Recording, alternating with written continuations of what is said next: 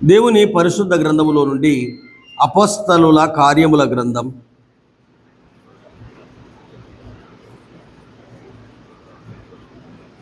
26వ అధ్యాయం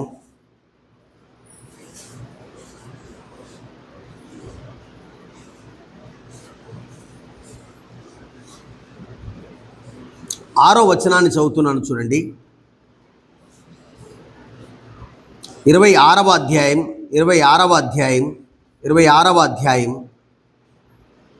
6వ వచనం. ఇప్పుడైతే దేవుడు మన పితరులకు చేసిన వాగ్దాన విషయమైన నిరీక్షణను గూర్చి నేను విమర్శింపబడుటకు నిలిచి ఉన్నాను. మరొకసారి మాట చెబుతాను చూడండి. ఇప్పుడైతే దేవుడు మన పితరులకు చేసిన వాగ్దాన విషయమైన నిరీక్షణను గురించి నేను విమర్శింపబడుటకు నిలిచి ఉన్నాను. ప్రార్థన చేద్దాం. సర్వాధికారి, చదవబడిన వాక్యం దీవించండి. మా ఎదుట ఉన్నటువంటి 45 నిమిషాల ఈ పరిస్థితిని ఆశీర్వాదకరంగా చేయండి. మీ దాసుడు మీ వాక్యం ఎరిగినవాడు కాడు కనుక నాయన తండ్రి, మీ దాసునికి సహాయం చేయండి, మీ బిడ్డలకు సహాయం చేయండి. యేసు ప్రభు పేరట వేడుకుంటున్నాము తండ్రి, ఆమేన్. ప్రభునందు ప్రియులారా, అపోస్తుడైన పౌలు అగ్రిప్ప రాజు ఎదుట మరి తనను అరెస్ట్ చేసినటువంటి యూదులు మరణానికి అప్పగించాలి అనుకున్నటువంటి వరుసలో నేను ఏ నేరం చేయలేదు, నన్ను అనవసరంగా అగ్రిప్ప రాజా మీకు అప్పగించారు అని చెప్పుకునేటువంటి సందర్భం గురించి నేను చదివి, అయితే ఆయనను చంపాలనేటువంటి ఆలోచన యూదులకు కలిగినటువంటి విషయం, యూదులు స్వయంగా చంపలేరు గనుక రోమ ప్రభుత్వం చేత ఆయన చంపించాలనే ఆలోచన యూదులకు, మరి పరిసయ్యులకు, అలాగే ధర్మశాస్త్ర ఉపదేశకులకు, ప్రధాన యాజకులకు కలగడం. అప్పుడు పౌలును బంధించి చెరసాల్లో వేయడం జరిగింది. ఇక ఇంత మాత్రం చెప్పి ఇక నేను ముందుకెళ్తున్నా. 23వ అధ్యాయం దీని గురించి, 23వ అధ్యాయం 12-13 వచనాలు చదవాలి. ఎన్నో అధ్యాయం చెప్పాను ఒకసారి చెప్తారండి? ఎన్నో అధ్యాయం చెప్పినాను? 23. వచనం ఏమని చెప్పినానా? 12. Very good. ఉదయము అయినప్పుడు యూదులు కట్టు కట్టి అంతే కదా, తాము పౌలును చంపు వరకు ఏం ముట్టుకోరటనండి? అన్న పానాలను ముట్టుకోం అని ఏం పెట్టుకున్నారు చెప్పండి? ఇటు చూడండి, ఏం పెట్టుకున్నారు? ఒట్టు పెట్టుకున్నారు. ఇదేం జీవితాలండి.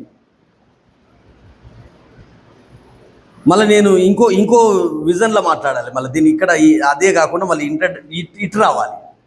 ఒకరిని చంపడం, ఆ చంపేంత వరకు ఏం అన్నం తినమని ఏం పెట్టుకోవడం?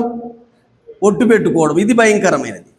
విశ్వాసులకు ఇది తగదు, అన్యులకు కూడా తగదు, మనుషులు ఎవరికి తగదండి. ఏ శాస్త్రములోనైనా నరహత్య పాపం అండి. ఏ హత్య పాపం? నరహత్య పాపం. ఇప్పుడు ఎవరిని చంపే వరకు అంటున్నారు చెప్పండి? అపోజిన పౌలును చంపేంత వరకు మేము అన్నపానములను ఏం చేసుకోమండి? పుచ్చుకొనమని ఒట్టు పెట్టుకున్నది. తర్వాత 13వ వచనం. ఈ కుట్రలో చేరిన వారి సంఖ్య ఒకసారి చెప్తారా చెప్పండి? అమ్మ 1:1 ఈస్ట్ అయితే ఊస్టర్స్ ఎంతమంది ఉన్నారు? అరే ఒక్కొరికి ఒక్కడు ఇవ్వాలి కదా చంపడానికి. ఒక్కొని చంపడానికి ఎంతమంది పోగయ్యారు చెప్పండి? 40 మంది. 40 మంది పెన్ను పెట్టుకొని మంచిగా అక్కడ లైన్ పెట్టుకోండి. మళ్ళీ కనుక శ్రద్ధగా వినండి. దైవవాక్యం, దైవ వాక్య సత్యాలతో, లేకుంటే మీకు మీరు వెళ్ళేంత వరకు మీకు అద్భుతాలు జరుగుతాయండి అంటే నాకు 1000 మంది వస్తారండి. అవన్నీ జరగపోని కానీ ఫస్ట్ వాక్యం నేర్పియాలి కదా ప్రజలకు. వాక్యం నేను అట్లా బోధించే వారికి దయచేసి చెప్తున్నా, మీరు వాక్యం చదవండి, దైవ వాక్యం చదవండి. దైవ వాక్యం కొరకు ప్రజలందరూ ఎదురు చూస్తున్నారు. పౌలు చంపడానికి ఒక్కసారి నాతో చెప్తారా? ఎంతమంది ఓటు పెట్టుకున్నారు చెప్పండి? 40 మంది సిద్ధంగా ఉన్నారు. ఎప్పుడైనా నేను ఈ 40 మంది పౌలు చంపడానికి సిద్ధంగా మార్గం పొన్నాయి ఉన్నారు రెడీగా. నాకు కూడా తెలిసినటువంటి లిప్పు చేతులు కాబట్టి ఇయ్యల వరకు ఇన్నాను, కానీ ఇంతకంటే ముందు నాకు తెలుసు అనేటోళ్ళు చేతులు అవటండి. నిజంగానే అంటున్నానండి. మనకి ఇంట్లో ఎన్నో సంగతులు, ఒకసారి చెప్పండి, ఎన్నో సంగతులు మనకు తెలియవండి.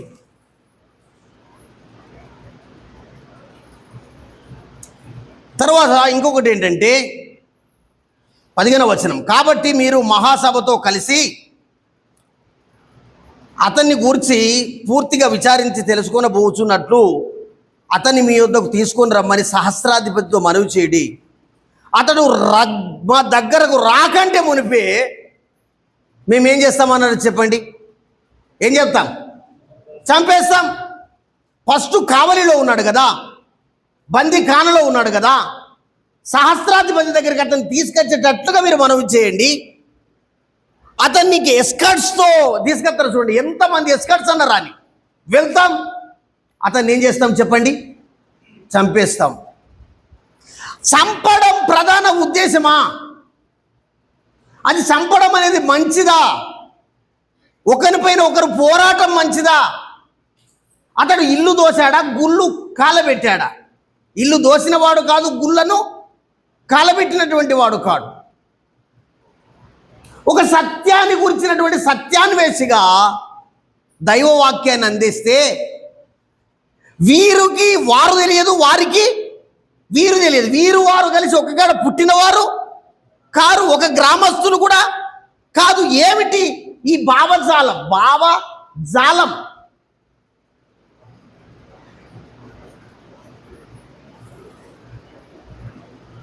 అతని చంపేంత వరకు మేము ఆహారం ముట్టుకోం. మీ సహస్రాధిపతితో మనవి చేయండి. మార్గంలో అతను మా మధ్యలోకి వస్తుంటుండగా అతను ఎదుర్కొంటాం, అటాక్ చేస్తాం. ఏం చేస్తామంటున్నారు చెప్పండి? చంపేస్తామంటున్నారు.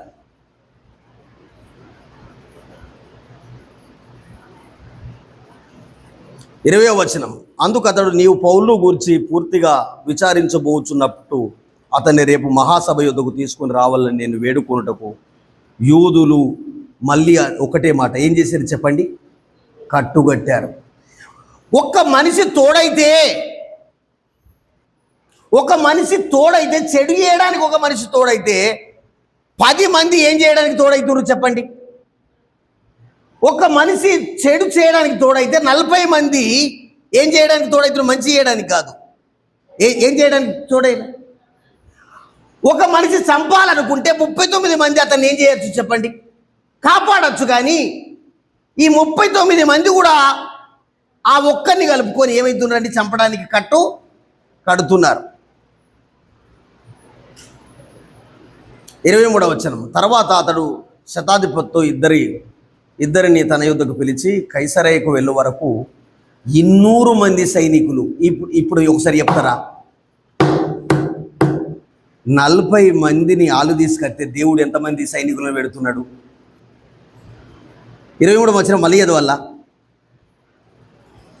అతడు శతాధిపతితో ఇద్దరిని తన యుద్ధకు పిలిచి కైసరయ్యకు వెళ్ళుటకు 200 మంది సైనికులను, 70 మంది గుర్రపు రౌతులను, 200 మంది ఈటెలు గలవారిని రాత్రి 9 గంటలకు సిద్ధపరిచి రోమా ప్రభుత్వం దగ్గరికి పంపిస్తున్నారండి. ఇప్పుడు మొత్తం సంఖ్య చెప్పండి, మొత్తం ఎంతనో. ఒకసారికి కుంభిక్ క్యాల్కులేట్ అంటాం కదా.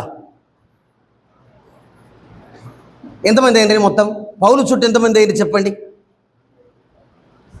ఎంతమంది? శతాధిపతుల్లో 2 ఉన్నారు, 200 మంది ఏమో సైనికులు ఉన్నారు, 70 మంది ఏమో రౌతులు ఉన్నారు, 200 మంది ఏమో ఈటలు ధరించిండ్రు. మొత్తం కలిపి ఎంతమంది అయ్యారండి? నువ్వు 2 సిద్ధపరిస్తే దేవుడు 1,00,000 మందిని సిద్ధపరుస్తాడు కాపుదల కొరకు. వారిలో ఒంటరి అయినా వాడు 10 వందలగును. చంపడానికి ఎందుకండి? చంపడానికి ఎందుకు? అసలు ఇతనికి చంపుతున్న సంగతే చెరసాల్లో ఉన్న వారికి తెలియదు. ఇప్పుడు మనుషులు చంపాలనుకుంటే దేవుడు ఎవరిని పంపిస్తున్నాడు చెప్పండి? రౌతులను పంపిస్తున్నాడు, సైనికులను పంపిస్తున్నాడు, ఈటలను ధరించే వారిని పంపిస్తున్నాడండి.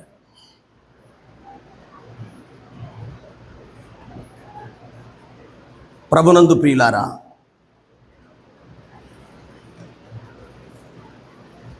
ఇప్పుడు 26వ అధ్యాయమునకు మళ్ళీ చేరి వద్దాం.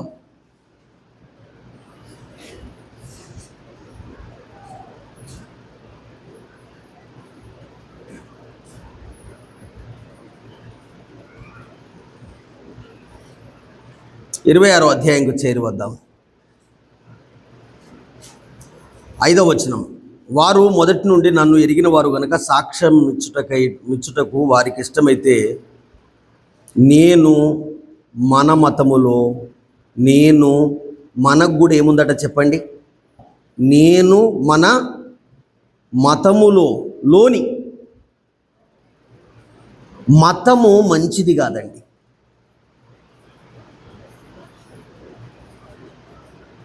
మతం అనేది మంచిది కాదు. పౌలు కూడా ఏం చెప్తున్నాడు? నేను మన మతములో బహు నిష్టగలవాడను అన్నాడు. ఎప్పుడు? యేసుప్రభు నిరగ కంటే ముందు.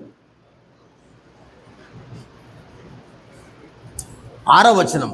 ఇప్పుడైతే అప్పుడేమో అలాగున్నాను, ఇప్పుడైతే దేవుడు మన పితరుల ఎవరైతే ఉన్నారో వారికి చేసిన వాగ్దాన విషయమై నిరీక్షణ గురించి నేను వివరించబడుటకు నిలిచి ఉన్నానని చెబుతూ 7వ వచనం. మన 12 గోత్రముల వారు ఎడతెగక దివారాత్రులు దేవుని సేవించు ఆ వాగ్దానం పొందుదురని నిరీక్షించున్న రాజా, ఈ నిరీక్షణ విషయమే యూదులు నా మీద నేరం మోపుచున్నారు. ఈ నిరీక్షణనేమో నేను పూర్తిగా చెప్తున్నాను. ఈ నిరీక్షణ గురించి చెబుతుంటే యూదులు నా మీద ఏం చేశారు చెప్పండి? నేరం మోపుతున్నారు.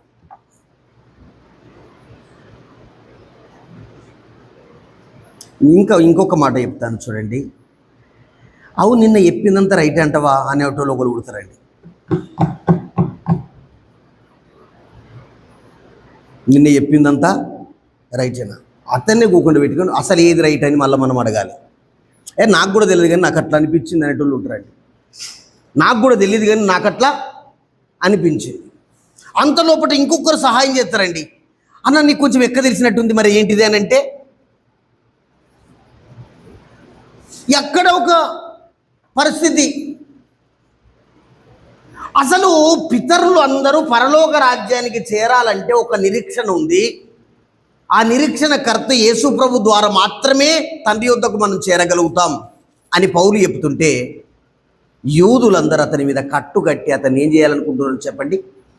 చంపాలని. ఇది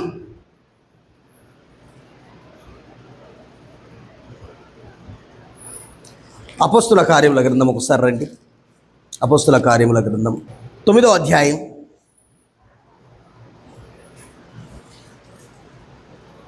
8వ అధ్యాయం చెప్పినాను. నా మాటకు చెప్పండి. 8వ అధ్యాయం చెప్పినాను. 9వ అధ్యాయం అపోస్తుల కార్యముల గ్రంథం మీద చాలా దయచేసి నేను దండం పెట్టి చెప్తున్నాను, లేక ప్రాధేయపడి చెప్తున్నాను. బాగా డెప్త్ సంపాదించండి. ఇది బాగా తెలిసిందా వాక్యం బాగా తెలిసినట్టండి. 19వ వచనం 9వ అధ్యాయం చెప్పినానా? 19వ వచనం. పిమ్మట అతడు దమస్కులోని శిష్యులతో కూడా కొన్ని దినములు ఉండెను. వెంటనే సమాజ మందిరంలోని లలో యేసే దేవుని కుమారుడని ఆయన గురించి ప్రకటించు వచ్చెను. వినిన వారందరూ విభ్రాంతి నొంది యెరూషలేములో ఈ నామమును బట్టి ప్రార్థన చేయి వారిని నాశనం చేసిన వాడు ఇతడే కాడా అని వారిని బంధించి యాజకుల యొద్దకు తీసుకొని పోవుటకు ఇక్కడికి కూడా వచ్చి ఉన్నాడని చెప్పుకొనిరి అనే మాట 21వ వచనంలో. అయితే సౌలు మరి ఎక్కువగా బలపడి ఈయనే క్రీస్తు అని రుజువుపరచుచు దమస్కులోని కాపురం ఉన్న యూదులను కలవరపరిచెను. 23వ వచనం. కొన్ని దినములైంది పిమ్మట యూదులు ఇప్పుడు అతన్ని ఏం చేయాలనుకుంటున్నారు చూడండి, చంపాలి. సత్యం చెప్పినందుకు ఏం చేయాలి చెప్పండి, చంపాలి.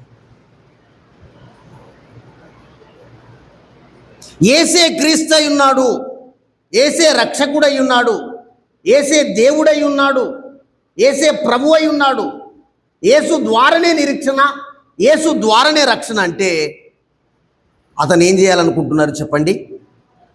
ఇప్పుడు 29వ వచనంకి రండి. యెరూషలేములో వారితో కూడా వచ్చుచు పోవచ్చు కొన్ని దినాలు ఉన్నట్టు చెప్తున్నాడు. ప్రభునామమును బట్టి ధైర్యంగా బోధిస్తున్నట్టు చెప్తున్నాడు.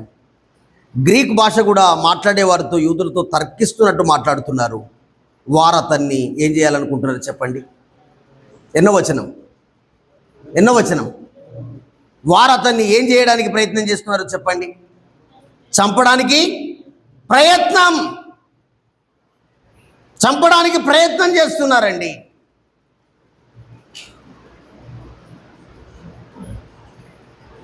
చంపడానికి ప్రయత్నం చేస్తున్నట్లుగా మనం చూస్తున్నాం.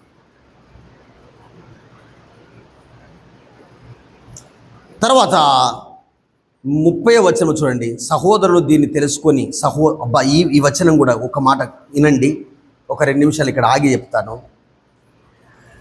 అందరేమో అతన్ని చంపాలని ఆలోచన చేస్తే సహోదరులు తెలుసుకొని అతనికి ఏం చేస్తున్నారో చెప్పండి. 30వ వచనం. సహోదరులు దీన్ని తెలుసుకొని అతన్ని కైసరకు తోడుకొని వచ్చి తార్సునకు ఏం చేస్తున్నారండి, పంపిస్తున్నారు. సహోదరులు ఆదుకుంటున్నారండి. మాకు తెలియదు కాదు, మేమేం చేయాలి కాదు.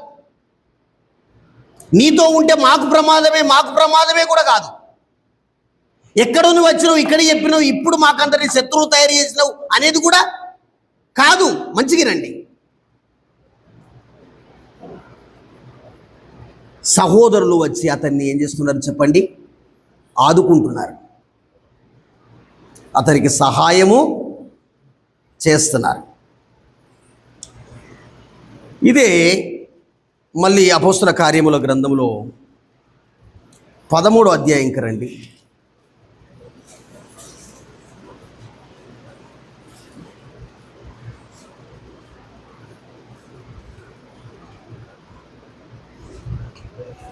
అధ్యాయం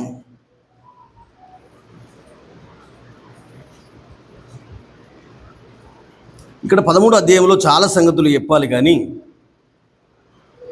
మరి కొన్ని విషయాలు మాత్రమే నేను ఇక్కడ చెప్పడానికి ఆలోచన చేస్తున్నాను. 44వ వచనం చూడండి. మరుసటి విశ్రాంతి దినమున దాదాపు ఆ పట్టణమంతయు మంచిగా వినండి. మరుసటి విశ్రాంతి దినమున దాదాపుగా ఆ పట్టణమంతయు దేవుని వాక్యం వినుటకు కూడి, ఒక మాట చెప్తారా, పట్టణములో ఉన్నవారంతా దేవుని వాక్యం వినడానికి ఏమొచ్చారు చెప్పండి, కూడి వచ్చారు. సరే, ఇప్పుడు 45వ వచనం. యూదులు జనసమూహమును చూసి మత్సరముతో నిండుకొని దూషించి పౌలు చెప్పిన వాటికి చప్పట్లు కొట్టిరి అని రాయబడింది కదండి. ఏం చెప్తున్నారు, అడ్డు చెప్తున్నారండి. చెప్పండి, ఏం చెప్తున్నారు, అడ్డు చెప్తున్నారు.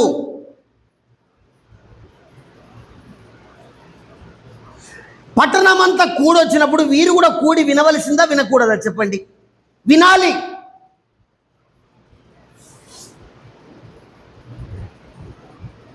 నలభై 46వ వచనం. అప్పుడు పౌలు బర్నబాయు ధైర్యంతో ఇట్లనిది, దేవుని వాక్యం మొదట మీకు చెప్పుట ఆవశ్యకమే, అయినను మీరు దాన్ని త్రోసివేసిరి, మిమ్ముని మీరే నిత్య జీవనకు అపాత్రులుగా ఎంచుకొనుచున్నారు. గనుక ఇదిగో మేము అన్యజనుల యొద్దకు వెళ్ళుచున్నాము, అన్యజనుల యొద్దకు వెళ్ళుచున్నాం. తర్వాత 48వ వచనం, అన్యులు దేవుని మాట విని సంతోషించారు, దేవుని వాక్యాన్ని మహిమపరిచారు, నిత్య జీవనకు ఎందరు నిర్ణయింపబడ్డ వారందరూ విశ్వాసం ఉంచారు. అక్కడికి 48వ వచనం అయిపోతే 49వ వచనం, ప్రభు వాక్యం ఆ ప్రదేశం అంతటా వ్యాపించెను కానీ, ప్రదేశమంతటా వ్యాపించెను, ప్రదేశమంతటా వాక్యం వ్యాపించెను కానీ యూదులు భక్తి మర్యాద గల స్త్రీలను, ఆ పట్టణంలో ప్రముఖులను రేపి పౌలుకు బర్నబాకు పెద్ద పూలదండ వేసిరి కదా. ఏం చేసిరి ఏంటి? ఏం చేశారు? పౌలు బర్నబాను ఏం చేస్తున్నారు చెప్పండి? పట్టణమంతా విశ్వాసంలోకి చేరి వస్తే స్త్రీలను రేపడం, పురుషులను రేపడం, ఏకం చేయడం. అదే సమయంలో పౌలును బర్నబాను ఏం చేస్తున్నారు చెప్పండి? హింసిస్తున్నారు. ప్రభు నమ్ముకున్నాడు అంటే పాటలు అనుకుంటున్నాం, ప్రభు నమ్ముకునేటప్పుడు ప్రార్థన అనుకుంటున్నాం, ప్రభు నమ్మడం అంటే స్వస్థత అనుకుంటున్నాం, ప్రభు నమ్ముకోవడం అంటే జరిగేటి అనుకుంటున్నాం. పౌలు బర్నబారు ఇక్కడ ఏం చేస్తున్నారు? అందరు ఒక్క నోటితో చెప్పండి, ఏం చేస్తున్నారు? గట్టిగా హింసిస్తున్నారు అనే మాటను మనం చూస్తున్నామండి. 14వ అధ్యాయంకి వస్తున్నాను చూడండి.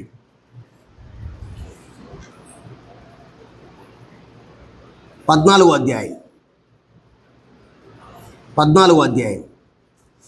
అధ్యాయంలో కొన్ని 5-6 విషయాలు చెప్పాలి కానీ ఎక్కడ ఆగాలి అనేది ఆలోచన చేస్తున్నాను.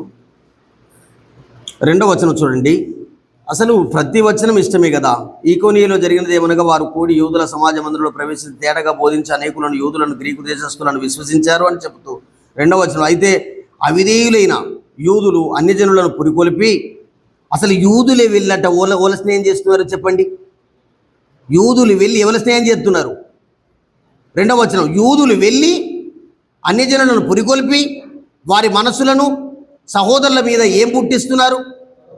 అబ్బా, ఇదేం లెక్క! యూదులు వెళ్ళి అన్యులను కలుసుకొని వీళ్ళ మీద వాళ్ళకేం పుట్టిస్తున్నారని ఉంది. అయ్యా, వీళ్ళ మీద వాళ్ళకేం పుట్టిస్తున్నారు? పగ పుట్టించి. 3వ వచనం, కాబట్టి వారు ప్రభువును ఆనుకొని ధైర్యముగా మాట్లాడుచు బహుకాలం అక్కడ గడిపారు. ప్రభు వారి చేత సూచక్రియలు అద్భుతాలు చేయించాడు, తన కృపావాక్యమును గురించి సాక్ష్యం ఇప్పిస్తున్నాడు. 4వ వచనం, ఆ పట్టణపు సమాజంలో భేదములు పుట్టగా కొందరు యూదుల పక్షంగా ఉన్నారు, కొందరు అపోస్తుల పక్షముగా ఉన్నారు. 5వ వచనం, తర్వాత అన్యజనులు యూదులను తమ అధికారులతో కలిసి వారి మీద పడి వారిని అవమానపరిచి రాళ్ళు రువ్వి మళ్ళీ ఏం చేయాలనుకుంటున్నారు? ఎటు వేసి ఏం చేయాలి చెప్పండి? అయ్యా, ఇంకోసారి ఏం కాదు, ఎటు వేసి ఏం చేయాలనుకుంటారు చెప్పండి? చంపాలి.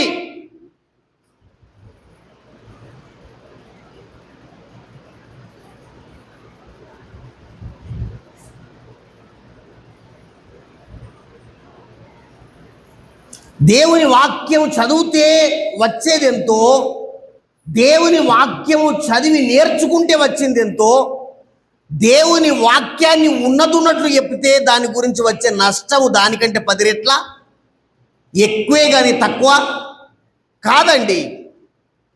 సత్యం చెప్పినందుకు శద్రక్ మేషక్ అబేద్నెగోలను ఏం చేశారు చెప్పండి? అగ్నిగుండంలో వేశారు. యోసేపుని ఎక్కడ వేశారు చెప్పండి? చెరసాల్లో వేశారు. మోషే మిద్యాను పర్వతానికి పారిపోవలసి వచ్చింది. అసలు ఇవన్నీ ఆలోచన చేస్తే ఎలాంటి పరిస్థితులు ఉన్నాయి అనేటువంటి మాట మనం ఇక్కడ చూస్తున్నాం. ఇక 19వ వచనానికి రండి. 14-19, అంత్యోకయ నుండి ఈకోనియ నుండి యూదులు వచ్చి జన సమూహములను మళ్ళా తమ పక్షం చేసుకొని పౌలు మీద రాళ్ళు రువ్వి కొట్టి అతడు చనిపోయినని అనుకొని పట్నం వెలుపుటకు అతని కాలి ఎద్దులు బట్టి ఈడ్చుకొని పోయి పట్టణం వెలుపట పారేసిండ్రండి. ఎవరిని? ఎందరు ఈ వాక్యం చదివారు? ఒకసారి చేతులు అవ్వటండి. పౌలు రాళ్ళ పట్టణం అంతా కలిసి రాళ్ళతో రువ్విండ్రంటారా, రువ్వలేదంటారా? చచ్చిపోయిండు అనుకుంటారా, చచ్చిపోలేడు అనుకుంటారా? కాళ్ళు పట్టిండంటారా, పట్టలేదంటారా? పట్టణం వరకు ఈడ్చిగా తీసుకుపోయిండ్రంటారా, తీసుకుపోలేదంటారా? ప్రకటించేదని సువార్తను. పాట పాడినంత ఈజీ కాదు. పాట పాడినంత ఈజీయా? ఎక్కడ ఒక్క మనిషికి చెప్పలే పుట్టినప్పటి నుంచి ఇప్పటిదాకా. నువ్వు నమ్ముకున్నది శుద్ధ దండుగు. నువ్వు శుద్ధ దండుగా ఒక్క మనిషి విశ్వాసంలోకి రాకపోయా నీ ద్వారా. ఒక్క మనిషి నీ ద్వారా విశ్వాసంలోకి రాలేదు.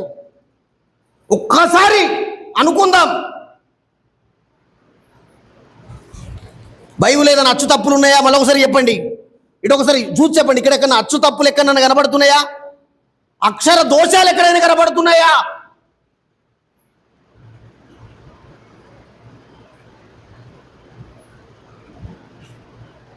పద్నాలుగో అధ్యాయం రండి. 14వ అధ్యాయం 14వ అధ్యాయం 14వ అధ్యాయంలో ప్రభునందు ప్రియులారా, ఇక్కడ ఏది చదవాలి అనే మాటను చూస్తున్నాను. 23వ వచనం.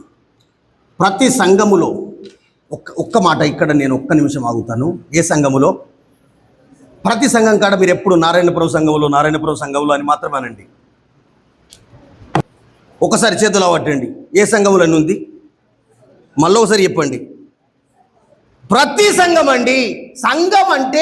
సంఘము అంటే తల్లి పిల్లల్ని కన్నట్టుగా సంఘము మళ్ళీ సంఘాన్ని కంటుందండి. తల్లి ఎవరిని కంటుంది చెప్పండి?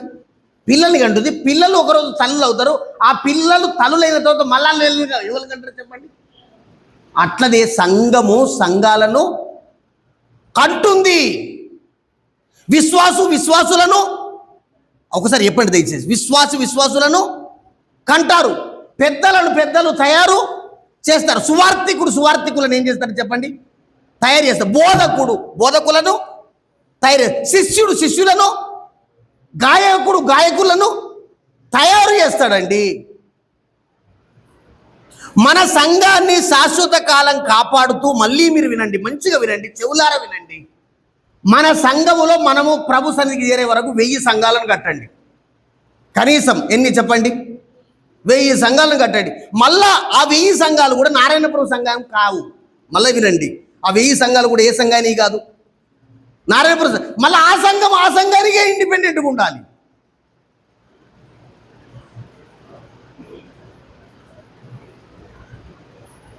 ఇది అర్థం కాక దయచేసి నేను మళ్ళీ చెబుతున్నాను, మనం ఎవరికి విశ్వాస సువార్తను ప్రకటించడం లేదు, విశ్వాస సమైక్యను తయారు చేయడం లేదు, ఆ సమైక్యకు కూడల్ని ఏర్పాటు చేయడం లేదు, ఆ కూడలికి సంఘాన్ని ఏర్పాటు చేయడం. సంఘములో ఇక్కడ నేను ఇంకొక మాట 22వ వచనం కూడా చదవాలి చూడండి. 22 కూడా చాలా శ్రేష్టమైనటువంటి మాట అండి. 21 అవుతాను. వారు పట్టణమంతా సువార్త ప్రకటించారు, కొంతమందిని శిష్యులుగా చేశారు కదండి. ఆ పట్టణం కేంద్రం సువార్త ప్రకటించారు. అప్పుడే ఎవరిని తయారు చేశారు చెప్పండి? అనేకులను శిష్యులుగా తయారు చేశారు. లుస్త్రాలో, ఇకోనియలో, అంత్యోకయ 3 పట్టణాల గురించి చెప్పండి. ఎన్ని పట్టణాలు వస్తున్నాయి చెప్పండి? ఒకసారి చెప్పండి.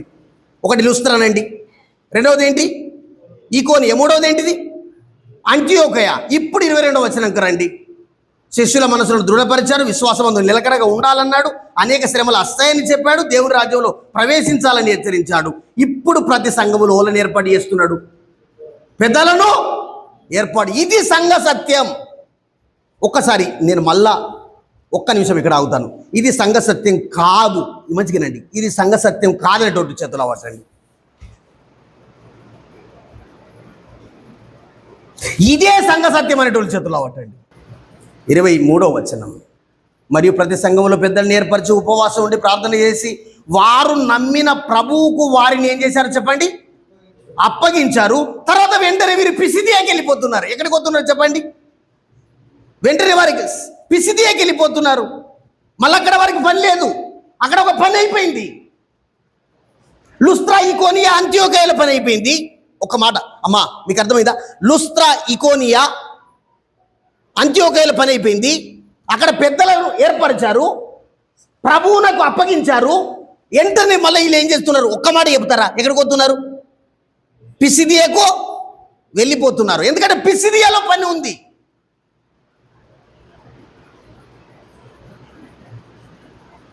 28వ వచనం చూడండి, లేక 27 చివరి లైన్లో, సంఘమును సమకూర్చారు. సంఘమును సమకూర్చారు. ఒక పని, ఒక ఒక ఒక పెన్నుతో ఒక గీత కూర్చుకుని ఒక పని జరగాలంటే దేన్ని సమకూర్చాలి చెప్పండి? ఒక మాట మళ్ళీ చెప్తారా? దేన్ని సమకూరుస్తున్నారు? మళ్ళీ ఒకసారి చెప్పండి. సంఘమును సమకూర్చే పనిలో ఉండండి. మన బైబుల్లో, మన తెలుగు బైబుల్లో మనకు మా ఇష్టమైన మాట సంఘాన్ని, మరొకసారి చెప్తారా? ఇక్కడ ఆగిన పర్వాలేదు. సంఘాన్ని ఏం చేయాలి చెప్పండి? సమకూర్చాలి. ఎంత అద్భుతమైన మాట రాయబడి, సంఘమును సమకూర్చారు.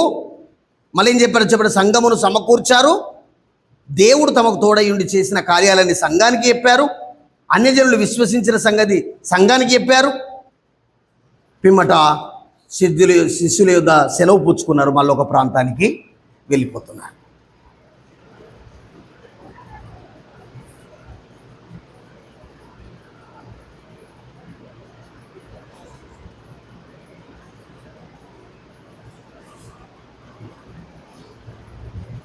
పదిహేనో అధ్యాయంకి రండి. 15వ అధ్యాయం.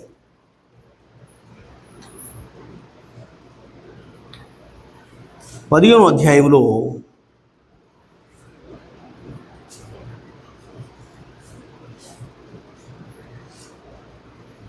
24వ వచనం నేను చదువుతాను చూడండి. కొందరు మా యొద్ద నుండి వెళ్ళి, ఈ పదం చదవడానికి ఇష్టపడుతున్నాను. కొందరు మా యొద్ద నుండి వెళ్ళి, మా ఊళ్ళో వెళ్ళి బోధ వలన మా ఊళ్ళని ఏం పరిచయం చెప్పండి? మళ్ళీ ఎదువల్ల కొందరు మా యొద్ద నుండి వెళ్ళారు, తమ బోధ చేతనే ఏం చేశారు? కలవరపరిచారు. వాళ్ళ మనసులను ఏం చేశారు? చెరిపివేశారు. వారికి మేము ఏ అధికారం కూడా ఇయ్యలేదండి. దేవుని పని ఎవరు నష్టపరుస్తారు అనడానికి ఈ వచనం ఎత్తుకున్నానండి. మళ్ళా దేవుని పని సాతానుడు నష్టపరుస్తాడనే పదము కాదండి. మన పనిలోని మనతో పని ఉన్నవారే, మన పని వారే, మనతో కూడా ఉన్నవారే మన వాళ్ళనే ఏం పరుస్తారు చెప్పండి? కలవర పరుస్తారు. ఫస్ట్ ఏమో అన్యులు అడ్డమైనరు, తర్వాత యూదులు అడ్డమైనరు. ఇప్పుడు అన్యులు యూదులను కలిసి ఏకమైన తర్వాత పనిని చెదరగొట్టాలనుకున్నారు. మళ్ళీ పని ప్రభావవంతంగా ఆగుతుంది. మళ్ళీ ఇప్పుడు సాతాను ఎవరిని ఉపయోగిస్తున్నాడంటే, ఎవరు పని చేస్తున్నారో వాళ్ళ మధ్యలోనే కలవరాన్ని ఏర్పాటు చేస్తున్నాడు.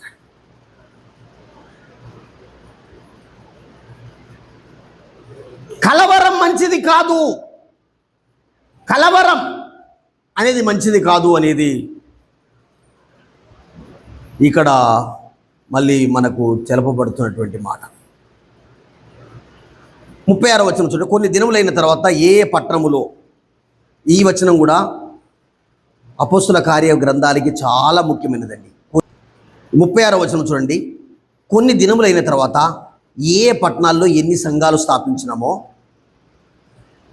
ఆ ప్రతి పట్టణానికి వెళ్ళి, ఆ ప్రతి సహోదరుల దగ్గరికి వెళ్ళి, వారు ఆ సంఘం ఎట్లుందో లేదో అని వాళ్ళను చూడవలసినటువంటి బాధ్యత.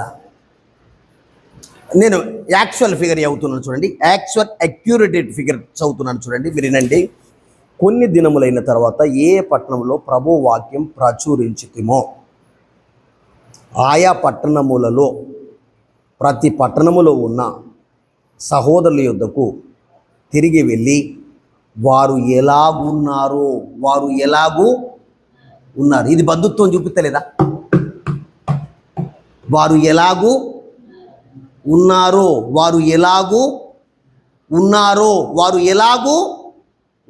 అనే పదం రాయబడిందండి. వారు ఎలాగున్నారో.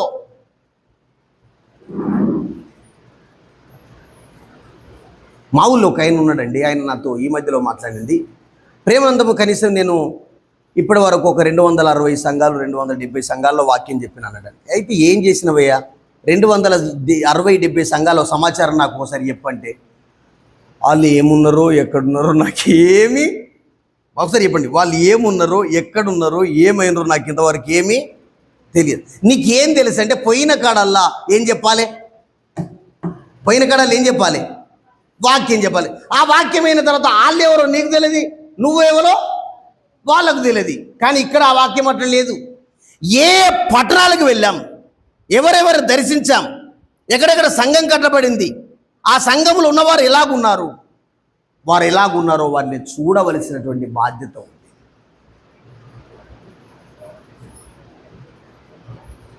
నలభై వచనము చూడండి.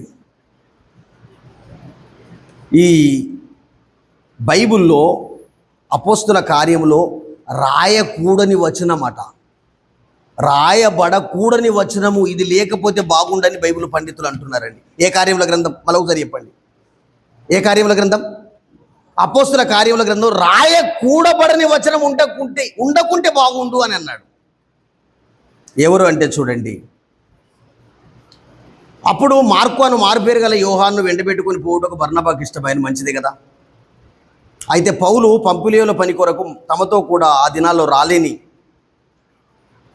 మనల్ని విడిచి వెళ్ళిపోయినాడు కదా, వాడిని వెంటబెట్టుకుని పోవటం యుక్తం కాదని పౌలు బర్నబాతో చెప్తున్నాడు. 39వ వచనం. అయితే పౌలుకు బర్నబాకు తీవ్రమైన ఏం కలిగింది చెప్పండి. ఇప్పుడు సంఘం మధ్యలో కాదండి, సంఘం మధ్యలో కాదు, బోధకుల మధ్య ఏం కలిగింది చెప్పండి. పౌలు బర్నబాయు ఇంత పని చేసినారండి, ఇంత పని చేసినారు. మళ్ళీ మీకు బైబిల్లో చెప్తున్నాను చూడండి. పౌలు బర్నబాలు కలిసి గింత పని చేసిండ్రు. పౌలు బర్నబాలు చేసినటువంటి పనిలో ఇప్పుడు అందరినీ కాదు, ఇప్పుడు ఎవరికి కలిగింది. మళ్ళీ 37వ వచనం.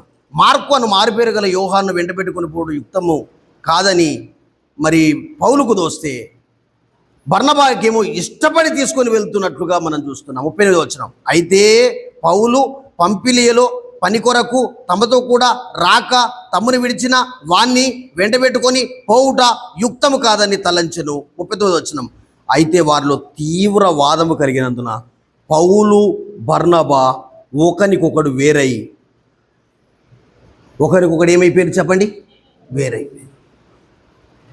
ఎంత ది గ్రేట్ బైబుల్ స్కాలర్స్ ఏమంటారంటే, అపోస్తుల కార్యముల గ్రంథములకి ఒక్క వచనం లేకపోతే ఎంత బాగుండు అంటాడు.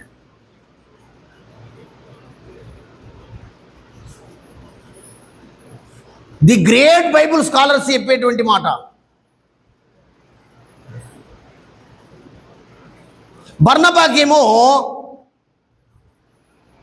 జాన్ మార్క్ ఇష్టం, పౌలుకేమో తీతు తిమోతిలు ఇష్టం. మార్కు కూడా అసలు వాస్తవంగా పౌలుకి ఇష్టమే, కానీ పంపిలీల పనికి వెళ్ళాలంటే అప్పుడు ఏమన్నాడో తెలుసా అండి, నాకు ఇంటికాడ కొంత పని ఉంది, నేను ఎరిసిలోకి వెళ్ళిపోతా అని అన్నాడండి. అప్పుడు తిరిగి వెళ్ళిన వాడిని ఇప్పట్లా ఏర్చుకుందాం, మనం వెళ్ళిపోదామంటే ఆ రాత్రంతా వారికి ఏం కలిగిందంటే చెప్పండి, తీవ్ర వాదం.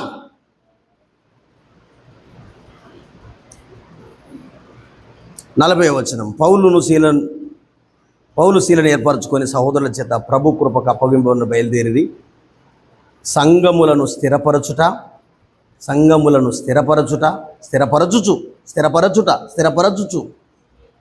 సిరియా దేశం, కిలికియా దేశం వాళ్ళు ఏం చేస్తున్నారంటే సంచారం. ఇప్పుడు మళ్ళొక అనదర్ స్టెప్. సిరియా, కిలికియా.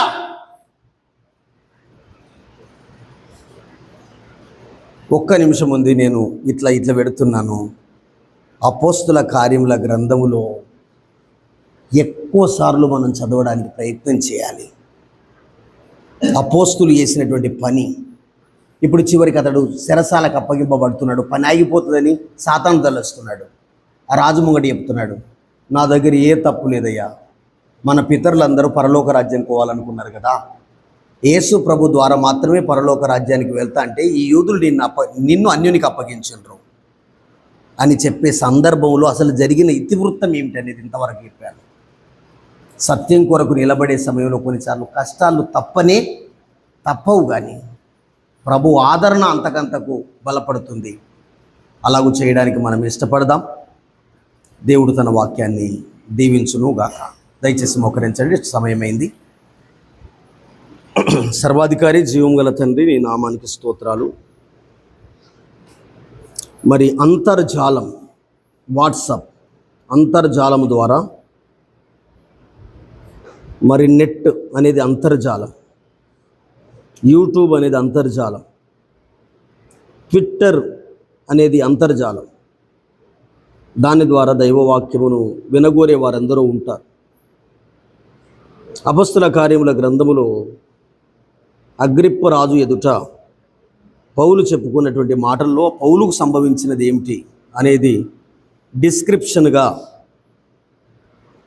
కొంతవరకు ధ్యానం చేయడానికి ఎన్నో విషయాలను దాటి కొన్ని విషయాలను చెప్పడానికి మీరు సహాయం చేశారు. మా ప్రియులు కూడా విన్నటువంటి వాక్యాన్ని దీవించండి. మీ దాసుడు కూడా వాక్యం ఎరిగినవాడు కాడు కనుక మీ దాసునికి కూడా సహాయం చేయండి. చేరి వచ్చేటువంటి వారు, కూడి వచ్చేటువంటి వారు, ఈ వాక్యం వినేటువంటి వారు, ఈ వాక్యం ద్వారా బలం పొందే అవకాశం ఇమ్మని ప్రార్థిస్తూ, సాతాను కొన్నిసార్లు దైవవాక్యము ప్రబలకుండా చేయడానికి యూదులను ఉపయోగించాడు, అన్యులను ఉపయోగించాడు, స్త్రీలను ఉపయోగించాడు, రాజులను కూడా ఉపయోగించాడు, చివరికి నాయన తండ్రి బోధకులను ఉపయోగించాడు. అదే సమయంలో ఎవరైతే కోవర్కర్గా పనిచేస్తున్నారో వాళ్ళ మధ్యలో కూడా విభేదాలు సృష్టించాడు. కానీ దైవవాక్యం ఎక్కడ ఆగిపోలేదు. ప్రభువా, నీ వాక్యం ఎంత గొప్పది. దాని ప్రకారము సాగడానికి సంఘాలుగా, విశ్వాసులుగా, సేవకులుగా, పెద్దలుగా, శిష్యులుగా అంతటా వ్యాప్తి చెందే అవకాశం ఇమ్మని ప్రార్థిస్తూ యేసు ప్రభు నామములో వేడుకుంటున్నాము తండ్రి. ఆమేన్.